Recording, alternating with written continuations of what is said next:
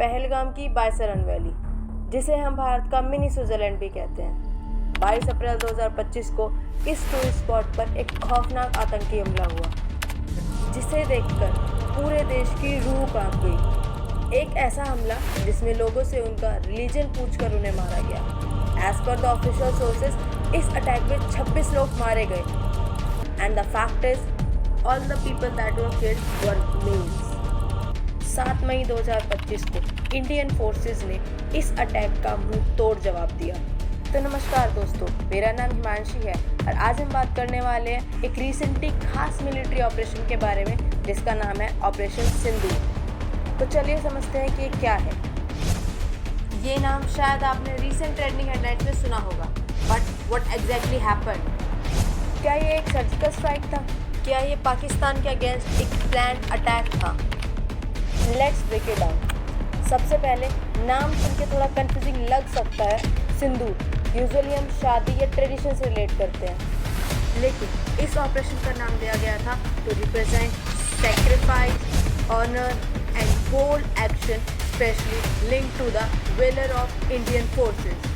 This operation was headed by Wing Commander Vyomika Singh of Indian Air Force. She was accompanied by Tofia Qureshi of the Indian Army and Foreign Secretary Vikram Mishra, highlighting a joint military and diplomatic representation.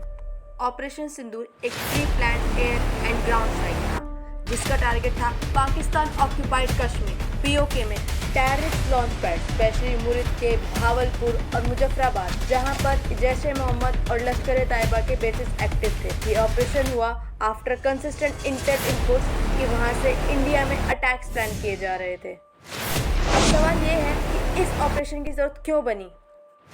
Sources के according PoK में कुछ specific terrorist camps activate हो रहे थे, जो India के against एक major infiltration plan कर रहे थे। इंटेलिजेंस एजेंसीज ने कंफर्म किया कि वहां हैवी वेपन्स भी स्टॉक किए जा रहे हैं। हालांकि और रीजंस भी रहे, जैसे कि सीज फायर वायलेशन।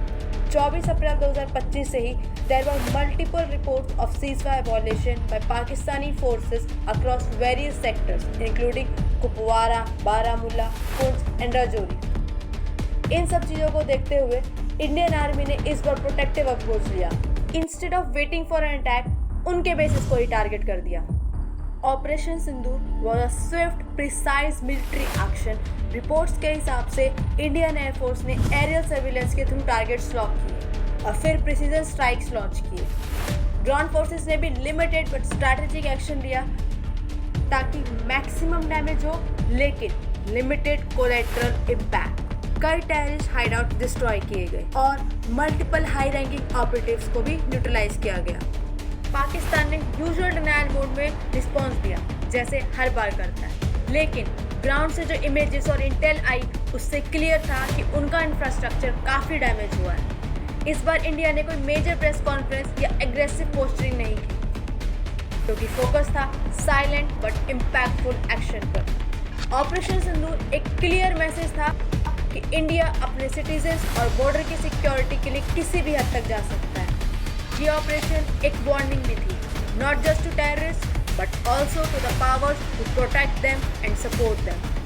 तो दोस्तों, ये थी स्टोरी ऑपरेशन सिंदूर की, a powerful reminder of India's military capability और स्ट्रैटेजिक थिंकिंग। लेकिन दोस्तों, ऑपरेशन सिंदूर के बाद लाइन ऑफ कंट्रोल पर सिचुएशन काफ़ी टेंस हो गई। जैसे ही इंडिया ने पाकिस्तान के अंदर टेरर लॉन्च पैड पर एयर स्ट्राइक किए, पाकिस्तान ने तुरंत उसका जवाब दिया, और वो भी फायरिंग के जरिए। ऑपरेशन सिंदूर में इंडियन एयरफोर्स ने पाकिस्तान और पीओके के 9 मेजर टेरर कैंप्स को टारगेट किया। अब पाकिस्तान ने क्या किया? पूरा एलओसी का एरिया, स्पेशली कुपवारा, उरी, राजौरी और पुंछ, वहाँ से हैवी फायरिंग स्टार्ट हो गई। Mortar, small arm fire, sniper attack, सब कुछ यूज़ किया गया। रिपोर्ट्स के अकॉर्डिंग कम से कम 15 सिविलियंस मारे जा चुके हैं और 43 सिविलियंस इंजर्ड हुए हैं। इंडियन आर्मी ने भी क्लियर बोला, we are responding strongly. Border पर सभी यूनिट्स को हाई अलर्ट पर रख दिया गया। पाकिस्तान आर्मी का कहना है कि ये स्ट्राइक्स अनप्रोवोक्ड थे और ये एक एक्ट ऑफ वॉर है। उन्होंने बोला है कि response at a time and place of their choice होगा।